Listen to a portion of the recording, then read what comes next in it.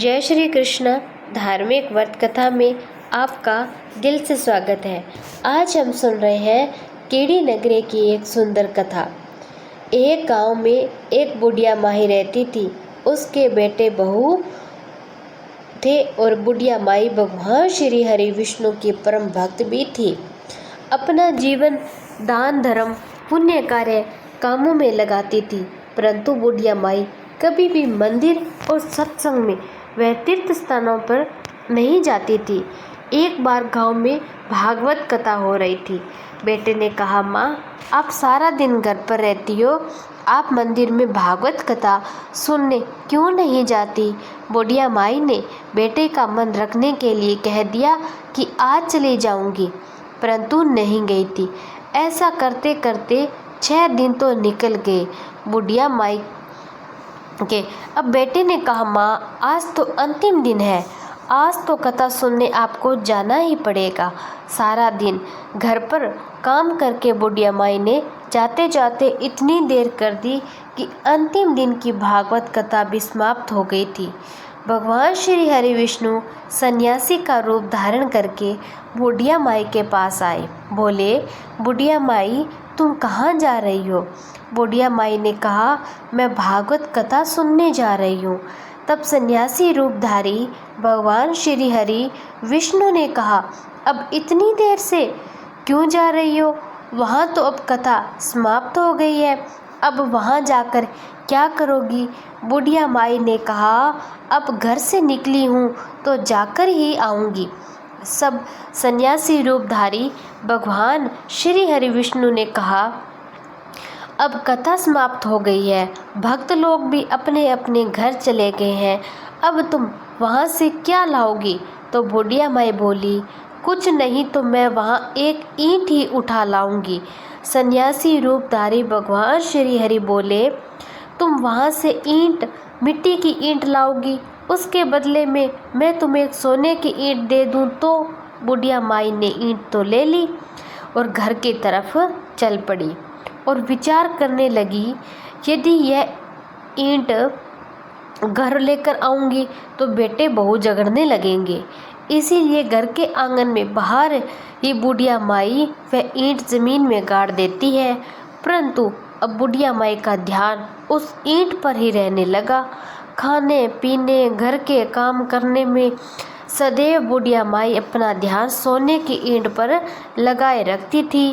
बेटे बहू ने पूछा, माँ, पूरे दिन घर के आंगन में क्या करती रहती हो? तो बुढ़िया माई ने कहा, मैं आने जाने को देखती रहती हूँ। दिन बुढ़िया माई मर गई। यमराज के दूत बुढ़िया माई को लेने आए। बुढ़िया माई लेकर यमराज के पास पहुँचे। अब यमराज जी को सारी बात बताई। धर्मराज जी ने बुढ़िया माई को कुतिया की योनि दे दी। अब कुतिया उसी पेड़ के नीचे बैठी रहती। बुढ़िया माई की बहू ने कहा, इस कुतिया को यहाँ से भगाओ, नहीं तो यह बच्चों को काट जाएगी। और उसके बेटे ने उसकी पीठ पर एक लकड़ी मारी। बुढ़िया माई मर गई और स्पर्श यानी सांप की योनि उसे मिली। अब आंगन में सांप को देखकर बहू और बेटे ने किसी को काट ना जाए इसी डर से फिर से उसे मार दिया। अब बुढ़िया माई मरकर धर्मराज के पास पहुंची। बुढ़िया माई कीड़ी का रूप धारण करके उस आंगन में कीड़ी नगरा बना लिया। अब आंगन में कीड़ी नगरा हो गया। घर वाले बहुत परेशान होने लगे, भोजन में नहीं बना पाते। मन ही मन होने का याद करने लगे कि भगवान श्री हरि विष्णु सन्यासी का रूप धारण करके आए। बोले कि कुछ खाने को दो। घर वाले ने कहा, महाराज, हमारे खाने को भी कुछ नहीं बनाया, क्योंकि हमारे घर में कीड़ी नगरा हो गया, आप ही इसका उपाय बताइए। तब महाराज जी ने आंगन में खुदवा सोने की 28 निकाली ईंटें दोनों बेटों को दे दी। कहा, तुम तुम्हारी माँ के नाम से दान पुण्य करना, धर्मशाला बनवाना, स्कूल बनवाना, प्याऊ लगवाना, गौशाला में गाय के चारे खाने की व्यवस्था करना। परंतु दोनों बेटे आपस में अब लड़ने लगे कि तू दान कर, तू दान कर, पर किसी ने बुढ़िया के नाम से कोई दान नहीं किया। अब कीड़ी नगरा वहाँ उसी स्वरूप में स्थापित रहा। कुछ दिन बाद सन्यासी बाबा वापिस आए। बुढ़िया माई के बेटों ने भगवान स्वरूप धारी सन्यासी महाराज से कहा, हमारी हालत तो वैसी की वैसी है, कीड़ी नगरा तो वैसा का वैसा ही है। तब साधु रूपधारी सन्यासी महाराज ने कहा, वे सोने के ईंट के टुकड़े लाओ, उन्हें बेचकर उनसे जो कुछ भी धन मिले उसे तुम्हारी माँ के नाम से पुण्य कर दो। इस कीड़ी नगरा पर शक्कर और आटा डालो। तुम ऐसा करोगे तो तुम्हारी माँ को मोक्ष प्राप्त होगी। उनके घर से कीड़ी नगरा चला गया। जो व्यक्ति प्रतिदिन सुबह प्रातः आटा और शक्कर कीड़ी नगरे में डालता है, वह सदैव धनवान, पुत्रवान, संपन्न, सुख शांति से जीवन यापन करता है। उसके घर में कभी कोई कष्ट नहीं आता है। उसका जीवन सदा सर्वदा आनंद से व्यतीत होता है। उसके परिवारजन उसे अत्यधिक स्नेह प्रदान करते हैं। कीड़ी नगरा प्रतिदिन सींचने से जुड़ी नगरी का कहानी सुनने से, दान पुण्य व धर्म कार्यों में रुचि लगाने से जीवन उत्तम हो जाता है। इसीलिए बड़े ही प्यार से बोलो, जय बोलो विष्णु भगवान की जय हो।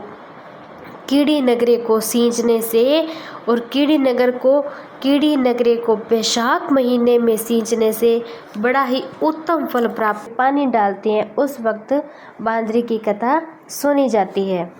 एक राजा था, वह बैसाख माह में प्रतिदिन ब्रह्म मुहूर्त में उठकर गंगा जी में स्नान करता था।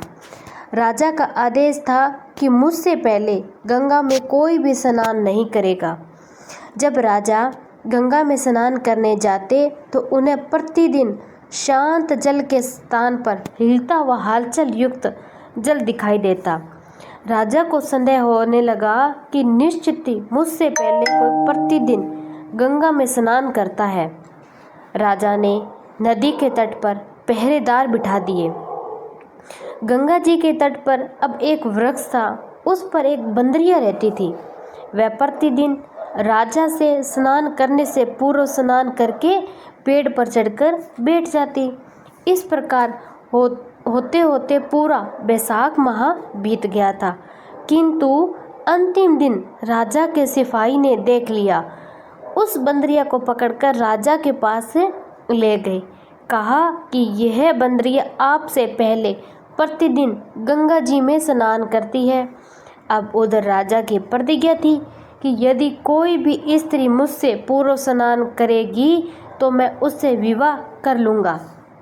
इसीलिए अब राजा को बांदरी के साथ में विवाह करना पड़ा। बैसाख स्नान के पुण्य से बंदरी के गर्भ ठहर गया।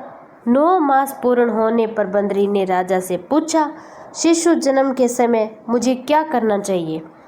तब राजा ने महल में एक घंटी लगवा दी और बंदरी से कहा कि जब तुम्हें दर्द हो तो उसे बजा देना, मैं संपूर्ण प्रबंध कर दूंगा। अब राजा की अन्य रानियां भी और उनकी कोई संतान नहीं थी। बांदरी का गर्भ यह समाचार जानकर अन्य रानी मन ही मन में बांदरी से ईर्ष्या करने लगी। भावी संतान का नाश करने हेतु विभिन्न योजनाएं बनाने लगी। घंटी लगी देखकर एक दिन रानी ने बांदरी के इस कारण पूछा। बंदर ने संपूर्ण वृत्तांत बता दिया। रानी ने बहकाया कि एक बार घंटी बजाकर तो देख ले राजा आते हैं या नहीं। अब बांदरी ने तो घंटी बजा दी। राजा दौड़े दौड़े महल में आ गए। घंटी बजाने का कारण पूछा, पर इस पर बांदरी ने उत्तर दिया कि मैंने तो रानियों के कहने पर घंटी बजाई थी। तब रानियों ने राजा से कहा कि ये तो पशु है, न जाने कितनी बार घंटी बजाएगी। इस प्रकार यह कहकर उन्होंने घंटी को ही हटवा दिया। फिर कुछ दिनों बाद बांदरी के शिशु जन्म पर समय आ गया। उसने अन्य रानियों से पूछा कि अब मैं क्या करूं? तब रानी ने कहा कि तुम आंखों में पट्टी बांधकर सो जाओ। अब बांदरी के बैसाख माह के स्नान के पुण्य प्रताप के रूप में एक सुंदर पुत्र हुआ। शिशु के जन्म होते ही उसके रोने से पूर्व ही रानियों ने उसके एक टोकरी में रखकर दासी को दे दिया और आदेश दिया कि इसे नदी में बहाकर आ जाओ। उस शिशु के स्थान पर एक पत्थर रख दिया। अब राजा को भी कहलवा दिया कि बांदरी ने एक पत्थर को जन्म दिया है। राजा ने सुना तो उन्हें भी संतोष कर लिया। जब दूसरी रानियों के संतान नहीं तो वह ये तो बांदरी है, इसके क्या संतान होगी। उधर दासी ने उस सुंदर शिशु को नदी में न बहाकर कुम्हार के में रख दिया। दूसरे दिन कुम्हार कुम्हारिन घड़े लेने आए तो उसमें एक सुंदर शिशु रोता हुआ दिखाई दिया। कुम्हार और कुम्हारिन निसंतान थे, उन्हें तो संतान मिल गई। उन्होंने इस शिशु को अपने लिए भेजी गई भगवान की भेंट मानकर बड़े ही प्रेम से शिशु को पालन पोषण करने लगा। कुछ बड़ा होने पर बालक तो ये ज्ञात हुआ कि वह रानी बांदरी का पुत्र है, जिसको रानियों ने मरवाना चाहा था। अब एक दिन वह बालक कुम्हार के बनाए हुए मिट्टी के हाथी घोड़े लेकर पनघट पर जा बैठा। अब दासियों को देखकर कहने लगा, आओ रे मेरे मिट्टी के हाथी घोड़े, पानी पियो। जब दासियों ने यह बात सुनी तो वे हंसने लगी। बोली, अरे मूर्ख, कभी मिट्टी के हाथी और घोड़ा पानी पीता है। इस पर उस बालक ने कहा कि कभी बांदरी के भी पत्थर जन्म लेता है क्या। उस बालक की यह बात दासियों ने जाकर महल में रानियों को सुना दी। दूसरे दिन विष मिलाकर लड्डू भेज दिए। रानियों ने कहा कि उस बालक को दे देना। अब ईश्वर की कृपा से लड्डू गोंद में बादाम के हो गए और उन लड्डू को खाने से उस लड़के की मृत्यु नहीं हुई। अब यह समाचार दासी ने रानी को कहा। रानी ने राजा से कहकर कुम्हार को देश निकाल दिया। कुम्हार वन में रहने लगा। उसके बाद अगले वर्ष चित्र माह में माता गणगौर पूजन का दिन आया और वह बंदरी को पुत्र 108 करवे और 108 गोली लेकर तथा घड़े में पानी भरकर बगीचे के बाहर बैठ गया। उधर राजा और साहूकार की पुत्रियां गणगौर बनवाने के लिए मिट्टी लेने के लिए आई तथा उस बगीचे में खेलने और झूलने लगी। अब इस कारण उस समय उन्हें प्यास लगी थी। तब उन्होंने उस बांदरी के पुत्र से जल पिलाने के लिए कहा, पर उस बालक ने उत्तर दिया कि मेरे पास तो एक गोली है, उसे खाते जाओ, मेरी चारों ओर फेरे लगाते जाओ, तब मैं तुम्हें जल पिलाऊंगा। इस पर पहले तो कन्याओं ने मना किया, परंतु प्यास लगने के कारण उन्हें उसकी शर्त माननी पड़ी। इस प्रकार गोली खाने और उसके युवक के साथ फेरे लेने से वह गर्भवती हुई। बाद में जब उसके माता पिता को ये ज्ञात हुआ, वह सभी कुम्हार के पास आए और संपूर्ण वृत्तांत सुना दिया। कहा कि तेरे पुत्र ने हमारी कन्याओं से विवाह करना होगा, अब तुम्हें इन्हें अपने पास रखना होगा। तब कुम्हारों ने निर्धन होने के कारण असमर्थता व्यक्त की। 2 कन्याओं के माता पिता ने बहुत सारा धन लेकर अपनी कन्याओं को कुम्हार के साथ में घर पे विदा कर दिया और कुम्हार के घर 108 बहुएं हो गई। कालांतर में उनके 108 ही पोते हो गए। कुम्हार ने समस्त नगरी को भोज हेतु निमंत्रण दिया, राजा को भी बुलवा दिया। राजा के यहाँ से रानी बांदरी अतिरिक्त सब भोजन हेतु पधारे। तब राजकुमार राजा की आज्ञा लेकर बांदरी को लेने रथ पालकी लेकर गया, लाकर सभा में सबसे ऊंचे आसन पर बिठाया। राजकुमार ने अपनी सभी पत्नियों को समझा दिया कि बांदरी ने मुझे जन्म देने वाली मेरी माता है। अब एक बहू रानी बांदरी के चरण स्पर्श करती गई, एक सोने का सिक्का पोते को गोद में देती गई। जब राजा और अन्य रानियों ने यह सब देखा तो कुम्हार के पुत्र से इसका कारण पूछा। रानियों को संदेह होने लगा, ये अवश्य ही बांदरी का पुत्र है, इसीलिए ये ऐसा कर रहा है। इसीलिए रानी और उठकर राजा को कहने लगी कि कुम्हार के पुत्र ने हमारा अपमान किया है और बांदरी का सम्मान किया है, हम लौट कर जा रही हैं। इधर राजा को पुत्र के जन्म का संपूर्ण रहस्य ज्ञात हो गया था, इसीलिए उन्होंने रानियों को देश से निकाल दिया।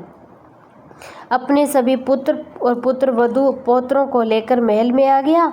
राजकुमार का राज तिलक हुआ। कुम्हार कुम्हारिन को राजकुमार ने महल में ही रहने के लिए निवेदन किया, किंतु वह नहीं माने। तब राजा ने उन्हें ढेर सारा धन दिया।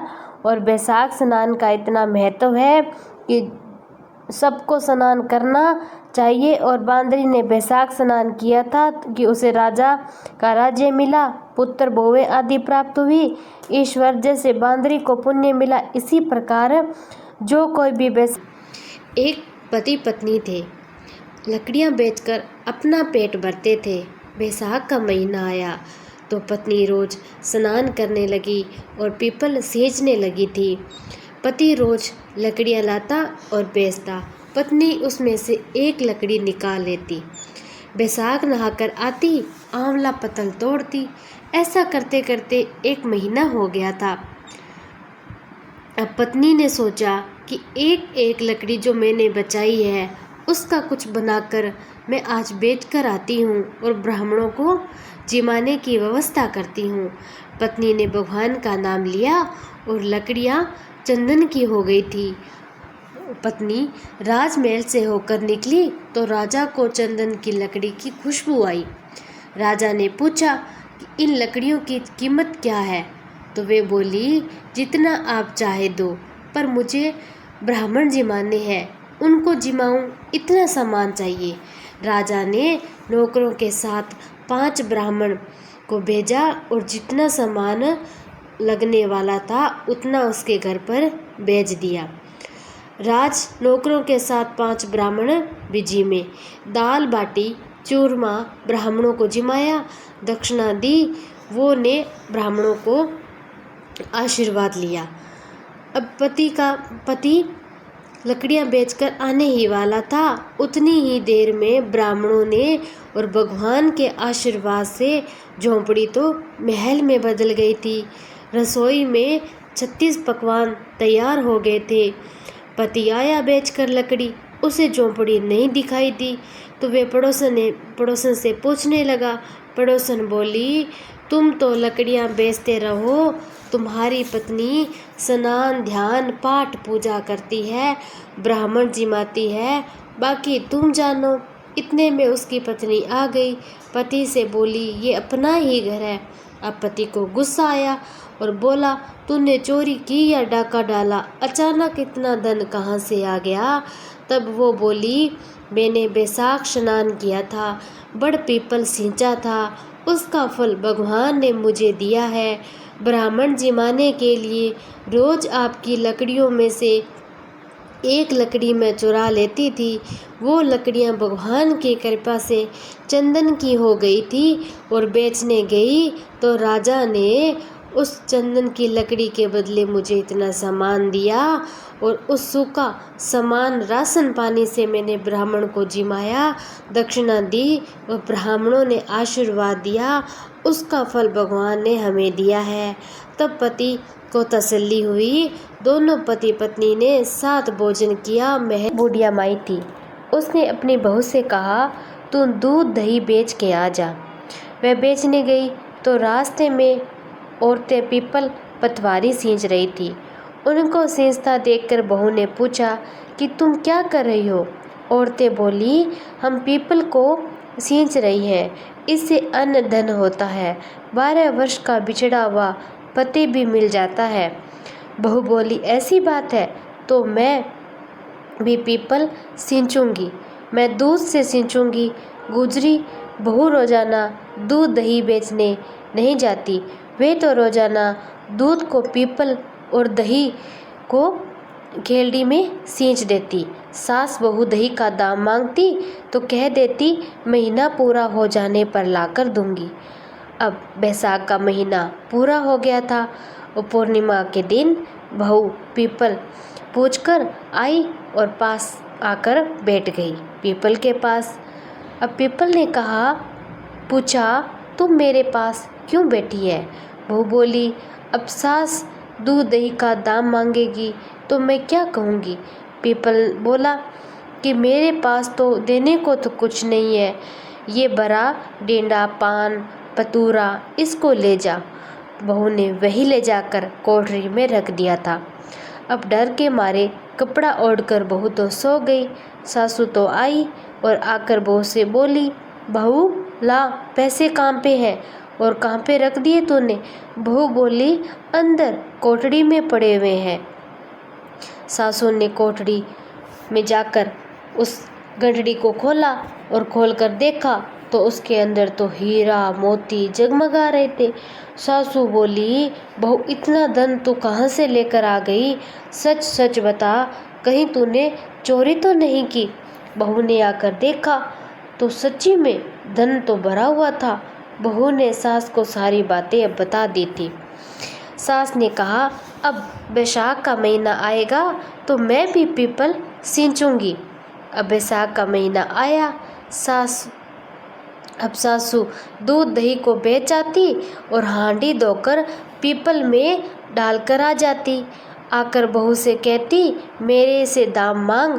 वह कहती, सासू जी कोई बहू भी दाम मांगती है? मगर सासू कहती, नहीं तू मांग तो सही। बहू बोली, सासू जी पैसे लाओ। अब सास तो पीपल के पास जाकर एक दिन बैठ गई। वही बात जैसे बहू ने किया अब वैसा ही सास करना चाहती थी। अब सासू पीपल के साथ में जाकर बैठ गई और बोली। पीपल भी आया और सासू से बोला, यहाँ क्यों बैठी है? अब सासू बोली, क्या करूँ, सारा दही दूध तो मैं इसी में डाल देती। अब बहू मेरे से पैसे मांगेगी तो मैं कहाँ से लाऊंगी? पीपल बोला, मेरे पास देने को तो कुछ नहीं है, परंतु तुम भी पान पतूरा भरा डींडा ले जा और जाकर कोठड़ी में रख देना। बहू ने खोलकर देखा। अब सास ने तो वैसा किया। अब जाकर सासू माँ तो सो गई थी और ओढ़कर सोल। जैसे ही बहू आई, बहू ने कहा, कहाँ पे है पैसे? तो भी सासू बोली, अंदर पड़े हैं। अब बहू ने गठड़ी खोलकर देखी तो उसमें से तो कीड़े मकोड़े चल रहे थे। बहू जोर से चिल्लाई, ओ सासू माँ ये कहाँ से लेकर आ गई? सास तो खुश हुई, सोचा भाई बहुत सारा धन है। सासू जल्दी से अंदर आई और देखा, बोलने लगी, हे पीपल, आपने ये मेरे साथ में ऐसा क्यों कर दिया? मेरे साथ में ऐसा क्यों कर दिया? इनको तो धन दिया था और मुझे कीड़ा मकोड़ा दिया। तब सब कोई बोलने लगे, बहू ने तो सत की भूखी सींची थी, तुम तो धन की भूखी सींची थी। हे पीपल, जैसे आपने बहू को दिया वैसा तो सबको देना, जैसा सास को दिया वैसा किसी को ना देना। क्योंकि सास तो धन के लालच में पीपल को सींचा करती थी और बहू सत के बल पर पीपल को सींचा करती थी। बहू तो सारा ही दूध सारा दही पीपल में सींचा करती थी और सास तो लालच के मारे सींचा करती थी। इसीलिए बहू को तो सब कुछ मिला, सास को कुछ भी ना मिला। इस प्रकार सास ने हाथ जोड़कर पीपल से क्षमा मांगी, विष्णु भगवान से क्षमा मांगी कि आज के बाद में आज हम सुन रहे हैं नेक कमाई और बरकत की कथा। प्राचीन काल में किसी नगर में एक राजा रहा करता था। उसी के पास एक वन था। उस वन में एक ब्राह्मण भी रहता था। उस ब्राह्मण की एक कन्या थी जो विवाह के योग्य हो गई थी। अब स्त्री की सलाह से ब्राह्मण उस कन्या के विवाह के लिए उसी राजा के पास धन मांगने गया तो राजा ने उसे 10,000 रुपये दे दिए थे। ब्राह्मण ने कहा, महाराज ये तो बहुत कम है। राजा ने 10,000 और दे दिया। ब्राह्मण इस पर भी कहने लगा, महाराज ये तो बहुत ही कम है। अंत में राजा ने अपना समूचा राज्य ही ब्राह्मण को देने लगा। पर ब्राह्मण ने कहा, महाराज ये तो और भी कम है। अब लाचार होकर राजा ने पूछा, तो मुझे आपको क्या देना चाहिए, आप ही बताओ। ब्राह्मण ने कहा, आपने अपने परिश्रम से जो शुद्ध धन अर्जित किया है वह चाहे थोड़ा कम ही क्यों न हो, वही मुझे चाहिए। राजा थोड़ी देर तक सोच विचार कर बोलता है। फिर उसने कहा, मैं प्रातःकाल ऐसा धन आपको दे सकता हूँ। उसके बाद 10 बजे रात को वह अपने वेशभूषा बदलकर शहर में घूमने गया था। राजा उसने देखा कि सब लोग तो चैन की नींद सो रहे थे, पर एक लोहार अपना काम अभी तक कर रहा था। अब राजा उसी लोहार के पास में पहुंच गया और कहने लगा, भाई मैं बड़ा गरीब आदमी हूँ, यदि तुम्हारे पास कोई काम हो तो देने की दया करो। लोहार ने कहा, मेरे पास तो बस यही काम है, यदि तुम इसे प्रातःकाल तक कर दोगे तो मैं तुम्हें 4 पैसे दे दूंगा। राजा ने उस काम को पूरी रात में कर दिया। अब लोहार ने भी उसे 4 पैसे दे दिए। राजा अपनी राजधानी में आ गया और ब्राह्मण को वो 4 पैसे राजा ने दे दिया। उसका सारा राजपाट छोड़कर ब्राह्मण भी 4 पैसे लेकर अपने घर चला गया। जब स्त्री ने पूछा कि आप राजा से क्या लेकर आए हो, ब्राह्मण ने कहा कि मैं ये 4 पैसे। ब्राह्मण को गुस्सा आया और 4 पैसे छीनकर जमीन पर फेंक दिए। दूसरे दिन उस आंगन में 4 वृक्ष उगाए, जिनमें से केवल रत्न के ही फल लगे थे। अब उसी से उसने कन्या का विवाह किया। संसार का सबसे बड़ा वह धनी भी हो गया। यह समाचार सुनकर सारा नगर तो दंग रह गया। अब राजा को भी इस बात का पता चला। ब्राह्मण ने उस वृक्ष को उखाड़कर राजा को वे 4 पैसे दे दिए, और इसी से मैंने तुम्हारे राजपाट को छोड़कर तुम्हारी यह ईमानदारी और श्रम की कमाई मांगी थी। नेकी कमाई पहले भले ही थोड़ी लगे, पर पीछे वह मनुष्य को सभी प्रकार के सुख से संपन्न बना देती है। इसीलिए कहते हैं कि नेकी की कमाई हमेशा भले के लिए होती है और नेकी की कमाई ही हमेशा